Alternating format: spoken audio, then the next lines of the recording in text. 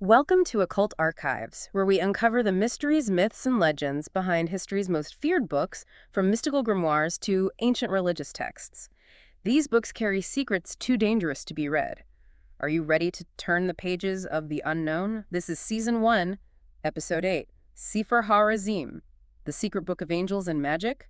Let's dive in. Welcome. You've joined us for a deep dive today, a really fascinating one, exploring some remarkable historical documents that offer a new way of looking at ancient magic. Right, and we always have fascinating guests on the deep dive, and you've shared some research with us centered around two newly examined Arabic manuscripts of something called Sefer ha-Razim, or the Book of Adam. That's right, and what makes these manuscripts so compelling is that they contain Arabic versions of several important Jewish magical texts. Exactly. The big ones that we're going to focus on today are Sefer ha-Razim, which means the Book of Secrets, and then also Arba de Moshe, or the Sword of Moses. It's like finding a Rosetta Stone for understanding the intermingling of these traditions, right? Yeah, and so our mission with this deep dive is to unpack what these Sefer ha-Razim manuscripts reveal about Sefer ha-Razim and to trace its journey as it's moved through different cultural spheres and different languages. Exactly. So let's set the stage a little bit. We've got two Sefer ha-Razim manuscripts that have come to light. The first one is called MS 1973, and this was acquired by Professor Alexander Fodor back in the 1970s. And then incredibly shortly before his death in 2014, he discovered another one, MS 2014, and that's really the primary focus of this recent research. That's right. Yeah, so what's so fascinating about this, and this is a key element to keep in mind as we go deeper into this, is how Sefer ha-Razim itself is presented. It claims to be a book revealed to Adam, the first man after he eats from the tree of knowledge, and that this revelation came by way of this angel called Raziel, which is an interesting variation of the more familiar name Raziel. And this angel delivers this book to Adam, and it contains all the secrets of the heavens, the hierarchies of angels and their influence over time and space, everything from, the years, the seasons, down to days and even hours. Yeah, it's quite a claim. It is quite a claim. Okay, so let's unpack this, starting with MS 1973, the one that Professor Fodor encountered first. What did his research reveal about the contents of this manuscript? So Fodor's work showed that the introduction to MS 1973 lays out this divine origin story.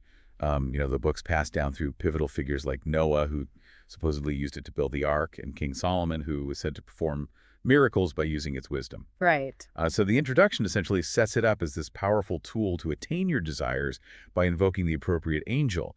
And this divine lineage really underscores the perceived authority and efficacy of the text in its historical context. So it's establishing a lineage of secret knowledge. Exactly. What about the main body of the text? What is that like? So the core of NS 1973 is divided into two main parts. The first is theoretical and offers descriptions of the seven firmaments of heaven and the angels that are associated with each, along with their primary functions. And then the second part is practical. It provides a collection of magical recipes that specify which angels to summon for various purposes and how to go about doing so. Okay, so it sounds like a structured approach to magic. It is. How does this compare to the Hebrew Sefer ha-Razim that we know of?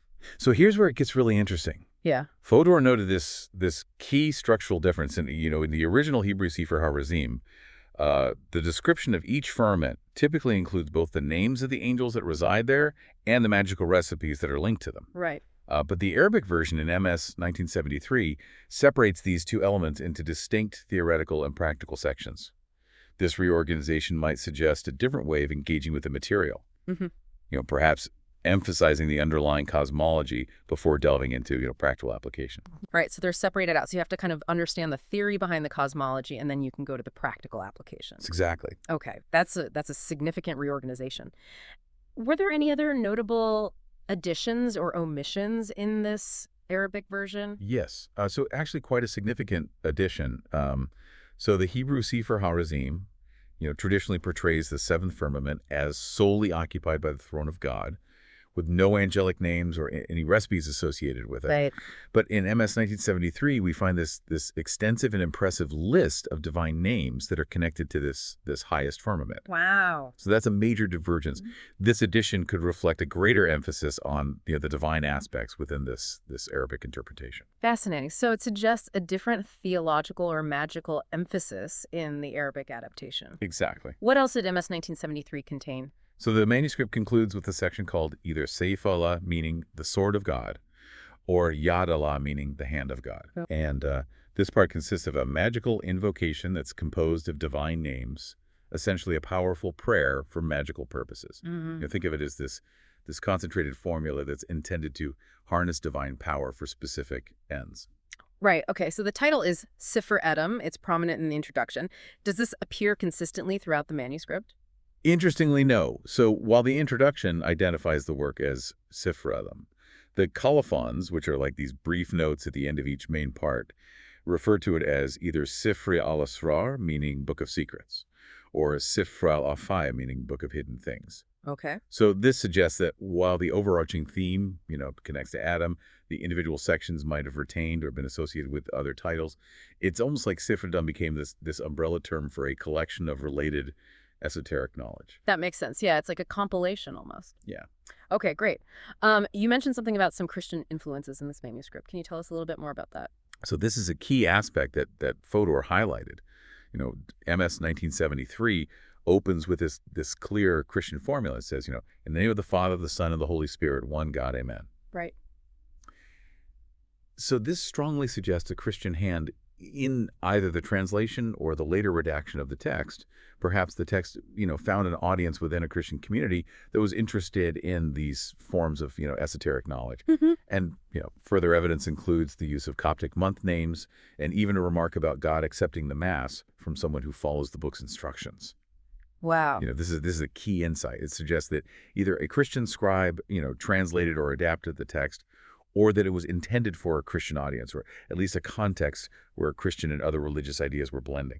So that's quite explicit, but then you also mentioned this kind of contradictory Islamic element. Can you tell us about that? Exactly. So despite the strong Christian presence, MS 1973 also contains this Quranic verse that says, God is sufficient to us, an excellent guardian is he. And this is from Quran 3.173. And Fodor theorized that, a Muslim individual might had access to the work and perhaps inserted this verse to make it more palatable or acceptable within a Muslim cultural context.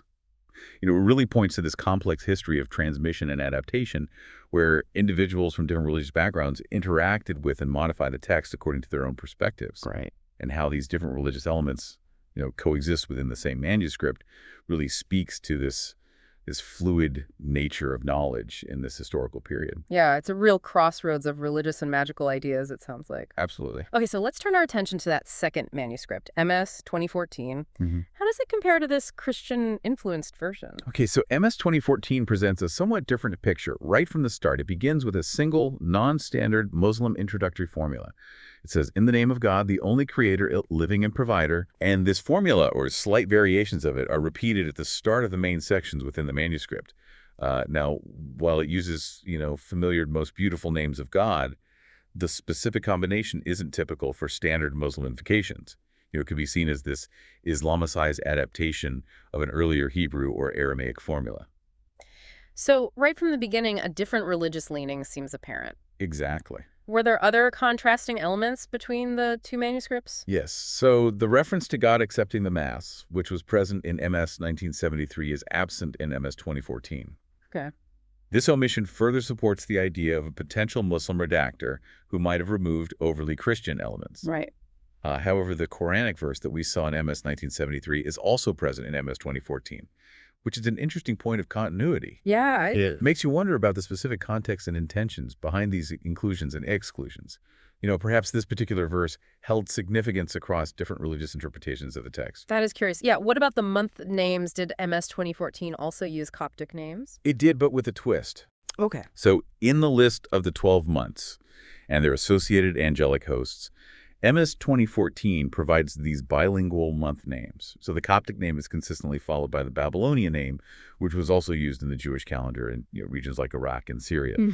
However, when describing the fifth firmament and the 12 angels of the months, the text explicitly states that the sequence of angels follows the order of the Hebrew months. and there's no mention of the Coptic names in that specific context. Okay. So even within the same manuscript, we see these different layers of cultural influence with both Coptic Babylonian and specifically Hebrew systems being referenced. Another subtle but potentially significant difference. It's like we're seeing layers of cultural influence. Exactly. Now, you mentioned this kind of a par excellence Coptic formula appearing in MS 2014, which seems a bit contradictory given the overall Muslim leaning. What was that about? So this is a fascinating detail. The colophon of the first main part of MS 2014 includes this corrupted Greek phrase, Kyrie eleison. And the corruption is so significant that it suggests that the redactor or copyist likely didn't understand its Christian origin, meaning, Lord have mercy. And given that MS 2014 seems to have omitted other, obvious Christian elements, the fact that this phrase remained could be precisely because its meaning was lost on the person who compiled or copied it. Oh, that's a good point. Yeah. And this detail, the corrupted Kyrie eleison, it's almost like a whisper from a previous layer of history that the later redactors didn't fully understand. Yeah. That's a really compelling little mystery within the text itself. That's a great point. It highlights how these cultural and linguistic barriers can sometimes preserve remnants of earlier influences. Exactly. You also mentioned something about nomina barbara in connection with this Greek phrase. Right. So the colophon containing Kyrie eleison is followed by this short list of unintelligible, useful names. And it's preceded by 4 pages that are filled with what's known as nomina barbara. These strings of seemingly nonsensical letters and syllables often found in magical texts. And these are fascinating elements common in ancient magic across different cultures. Think of them as these powerful, often intentionally obscure names or sequences of sounds believed to hold, mystical energy or represent divine entities. And interestingly, these bear a resemblance to the corrupted form of Kyrie eleison, suggesting a possible connection or perhaps a general style that was used in such texts, even if the original meaning was obscure. Right. So with these observations, what are the possible conclusions about the relationship between these two Sefer ha-Razim manuscripts? So based on these points, 2 main possibilities emerge. The first is that MS 2014 could be an Islamicized adaptation of the Christian version that we see in MS 1973. Right. And this would explain the removal of some Christian elements and the stronger Muslim introductory formulas. Okay. And the second possibility is that MS 2014 is a compilation drawn from various pre-existing Arabic sources, some of which might have been translated or adapted by Muslims, while others could have been the work of Christians, particularly Copts. Unfortunately, without a complete side-by-side comparison of the full texts of both manuscripts, the precise relationship remains somewhat open to interpretation. It sounds like there's still a lot to uncover about the relationship between these two manuscripts. Absolutely. Okay, well, let's shift gears slightly and talk about the physical aspects of MS 2014. What can we learn from its structure and markings? So MS 2014 is a substantial volume. It contains 266 pages. The main body of the text concludes on page 263 with a colophon, which provides valuable information about its creation. Okay. Interestingly, page 264 features later additions, 2 amulets that are related to the sword that are drawn in blue ballpoint pen. Wow. Indicating that someone interacted with the manuscript at a later date using modern materials, and then the final 2 pages of the manuscript are blank. And what does that colophon tell us? So the colophon states that the manuscript was copied by a certain Umar Lufa, who is identified as a telegrapher. Okay.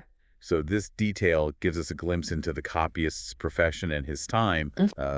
The date of completion is given as Monday 27, Ramadan 1334 AH, which the copyist equates to 9 August 1915. Wow. However, there's a slight discrepancy in the Hijri year. The correct Gregorian equivalent for 27 Ramadan 1333 AH is actually 9 August 1915, which indeed was a Monday. Okay. So it seems the copyist made a minor error in the Islamic year. The Hijri calendar is based on lunar cycles, which is why its dates don't always perfectly align with our, solar-based Gregorian calendar. Right. So, a small error in calculation at the time is understandable. So we have a specific person and a fairly precise date for this copy. Does the copyist leave any other notes? Yes, importantly, Umar Lufi notes that he copied from the original. Okay. This suggests that he was working from an older manuscript, and we also see evidence of his efforts to faithfully reproduce his source in the presence of catchwords at the bottom of some pages, which were used to ensure the correct sequence of pages in the original. Additionally, the use of different colors of ink, black for the main text and red for headings and important words or phrases, further points to this attempt to replicate the visual style of the source manuscript. That's also noted that the pages appear to have been carefully ruled, and each page consistently contains 11 lines. That's interesting. Yeah, these physical details really help us to connect with the individuals who created and transmitted these texts, you know? Right, it does give you that human connection to the actual person who copied this out. Exactly. Okay, so let's delve into the actual contents of MS 2014. Now, how is it structured? So MS 2014 is divided into two main parts, preceded by an introduction and followed by a conclusion. The introduction itself is quite interesting. It seems to combine elements from the introductions of both Raziel and Sefer ha-Razim. Okay. What's notable is that the order in which these sources appear differs from MS 1973. Right. MS 2014 begins with passages that have parallels in Sefer ha-Razim, and the story of Adam and the angel is interspersed later. So the compiler of MS 2014 seems to have prioritized different aspects of the foundational narrative. So it's the reverse of MS 1973 structure, where it started with material that resembled Raziel Exactly. and then went to Sefer ha-Razim. It sounds like the compilers of these manuscripts had different ways of framing the material. Absolutely. You mentioned a transcription of the beginning of MS 2014. What does that reveal? Right. So the initial pages of MS 2014 lay out this grand scope of the book's knowledge. It claims to encompass everything from, the celestial spheres and the hierarchies of angels to earthly events like war and peace, life and death, the interpretation of dreams, and even the ability to control spirits. Wow. And it emphasizes the practical applications of this knowledge, suggesting that through this book, one can understand and influence a vast range of phenomena. While there are many similarities to the published parts of MS 1973, there are also subtle alterations in the wording. Right. And this really underscores the idea that these were, living, evolving texts subject to interpretation and modification as they were copied and transmitted. It really paints a picture of a comprehensive guide to esoteric wisdom. It does. Now let's get into that first main part of MS 2014, which you said corresponds mainly to Sefer ha-Razim. How is that further divided? Right. So the first part has two main sections, a theoretical part and a practical part. Okay. The theoretical part is describing the seven firmaments, and then the practical part contains the magical recipes. Okay. And in the theoretical part, we get descriptions of each firmament, the angels that reside there, their roles, and the specific nature of each firmament. So, for example, the first is associated with fire, the second with clouds and gloom, the third with thunder and lightning, and so on. Okay. What's particularly striking in the seventh firmament is the inclusion of a doxology that appears twice. The first instance includes the Hebrew YHWH Abawut, Right.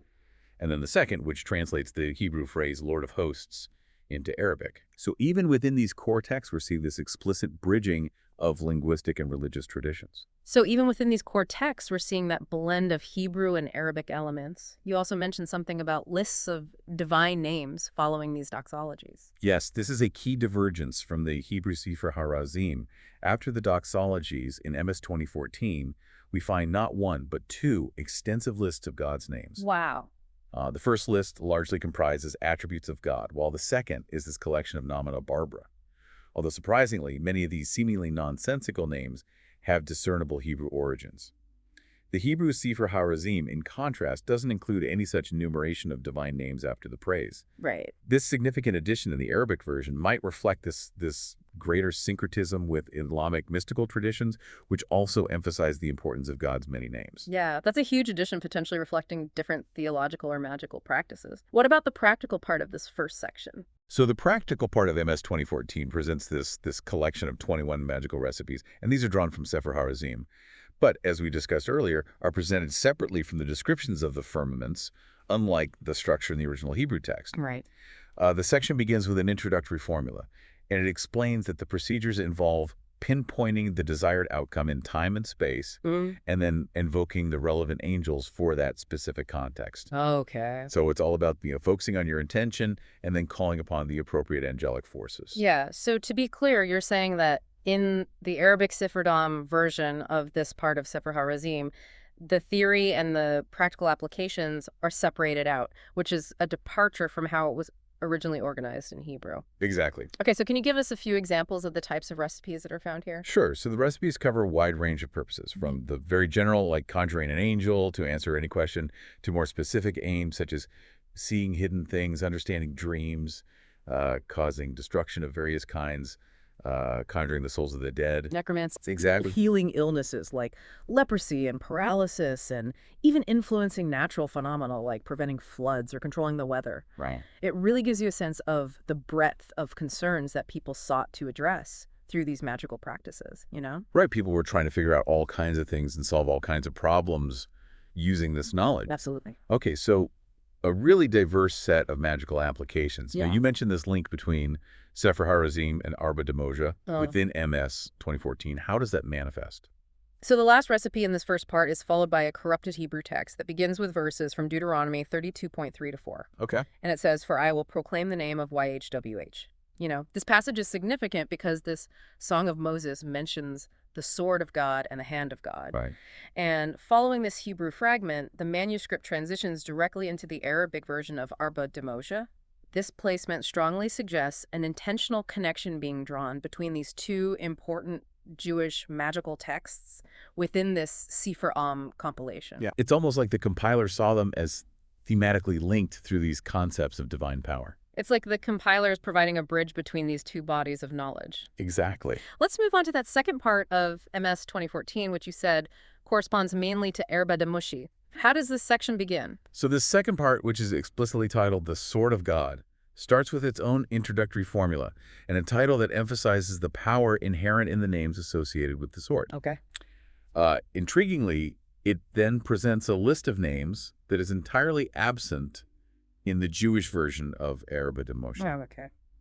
And following this unique list, the text outlines the specific conditions under which these names should be used. So the Arabic version seems to be expanding on the original text right from the start, adding these layers of unique material. Right, so we're not just seeing a straight translation, we're seeing an expansion of the material as well. Exactly. What kind of magical recipes are found in the Sword of God? So the recipes in the Sword of God cover, this diverse array of magical actions, including predicting the success or failure of endeavors, performing necromancy, immobilizing individuals, miraculously crossing water, causing trees to bear fruit, adjuring spirits, averting death, walking on fire, and even teleportation. Wow, it sounds quite powerful. It is. And interestingly, the 11th recipe echoes the beginning of the Jewish Sword of Moses by mentioning the 4 guardian angels of the sword with remarkably similar names and parallel textual content. Okay. So that's a clear point of overlap connecting the Arabic and Hebrew traditions of this text. Right, it's showing that shared core of magical concepts. Exactly. You also mentioned a section called the Hand of God. Can you tell us about that? Right. So the hand of God is presented as this prayer that is inseparable from the sword. The text explicitly states there is no sword without a hand, and there is no hand without having a sword in it. Mm-hmm. And interestingly, the prayer itself repeatedly refers to the sword, asking for its power and secrets to be revealed rather than focusing on the hand as the primary instrument. Okay. In the original Sword of Moses, this prayer is described as being taught by God himself for wielding the sword's power. Effectively, a detail that is omitted in the Arabic version, although the prayer's content is quite similar. Right. So the emphasis shifts slightly in the Arabic adaptation, perhaps reflecting a different understanding of the relationship between these divine instruments. So the emphasis shifts slightly in this Arabic adaptation. What follows this prayer? So following the prayer, we find this substantial practical section titled Explication of the Names in the Sword. Okay. And this is essentially a collection of around 80 magical recipes, Wow. significantly more than the mere 12 that are found in MS 1973, according to Fodor's research, and also exceeding the number in most Jewish versions of the sword. Wow, so a huge expansion of the material. Exactly. And these recipes often involve reciting or transcribing specific sections of the names that constitute the sword, and they include a wide range of applications, from healing various ailments like muteness, deafness, pain, to, if you want to, type spells for, controlling the weather, influencing people, attracting animals, destroying enemies, and even protecting against supernatural threats like jinns and satans. Wow. Similar to the Jewish text, this section concludes with warnings against using the book in an impure state, cautioning that misuse will incur the wrath of powerful angels. Right, so there's an ethical dimension to it as well. Absolutely. It sounds like the Arabic Arba de Musha in MS 2014 is a significantly expanded and adapted version of the original. It is. Okay, now the entire Sifram concludes with this dismissal of the angels. Tell us about that. Yes, the manuscript ends with this formal farewell to the angels of all 7 firmaments, and this dismissal categorizes the angels by their functions, forms. like beasts, lions, eagles, or human-like, and their associations, angels of day and night hours, months, years. And notably, a new angel name, RWBYYL, is included, along with the familiar names of the angels of the 7 days of the week. What's particularly significant is that the sword and its associated angels are not mentioned in this final dismissal. That's a curious omission, especially given the prominence of the sword in the second part of the book. Why do you think that is? Right, so the theory is that this dismissal originally served as the conclusion to the Arabic redaction of Sefer ha-Razim, the first part of Sefer Dam. Okay. However, when Sefer ha-Razim was compiled by combining Sefer ha-Razim and Arba de Moshe, this concluding dismissal was moved to the very end of the entire work. And this idea is supported by the fact that MS 1973 explicitly states the Book of Secrets ended at the end of the dismissal, a line that is absent in MS 2014, likely because, in its current structure, the dismissal serves as the conclusion to the whole compilation, not just the first part. Right. So it's like seeing the seams of how this compilation might have come together. Right. It gives you some insight into the process of how this material was put together and edited and moved around. Exactly. Okay, so that makes a lot of sense. It explains why the dismissal focuses on the themes of the first part and not the second. Finally, let's touch on the title itself. Sefer ha-Razim. Where might that originate? So the research suggests that the title Sefer ha-Razim might stem from an alternative Aramaic Hebrew title that was found in the first printed edition of Raziel Hamalag in 1701. The title page of that edition includes the phrase Sefer ha-Adam Quadma Aramaic Natan lo Raziel Hamalag Hebrew, which translates to, "This is the book of Adam, the first man, which was given to him by the angel Raziel." And this bilingual title hints at two possible ways the Jewish work was known, and it's likely that the Arabic-speaking editor, whether Christian or Muslim, chose the first part, the Book of Adam, as the overarching title for the entire Arabic compilation. So it suggests a recognition of a shared ancestral figure in this transmission of esoteric knowledge. Exactly. Fascinating. It all paints a picture of this dynamic process of translation, adaptation, reorganization of these important Jewish magical texts as they moved into, Arabic-speaking cultural spheres. Absolutely. So to kind of summarize the Sefer ha-Razim manuscripts, particularly MS 2014, provide us with this remarkable window into the transmission and transformation of Jewish esoteric knowledge. Notably, Sefer ha-Razim and Arba de Moshe, we see not just direct translation, but also structural changes, expansions, and the incorporation of elements from the surrounding Christian and Muslim cultural context, Right. highlighting both syncretism and distinct adaptations. And as we've discussed, even between the two Sefer manuscripts themselves, MS 1973 and MS 2014, we observe differences suggesting that these texts were continuing to evolve even as they were being copied and transmitted. Exactly, and this raises this important question, what does the very existence of these adapted texts tell us about the cultural exchange that was taking place, and this enduring human fascination with secrets, angels, and the desire to exert influence over the world through esoteric means, what might have motivated individuals from different religious backgrounds to translate, adapt, and utilize these types of texts. You can consider the power dynamics and the intellectual curiosity that might have been at play in this fascinating exchange of knowledge. Powerful questions to ponder. Thank you for joining me on this deep dive into Sefer ha-Razim within the Sefer ha-Adam manuscripts. It's been a truly illuminating exploration.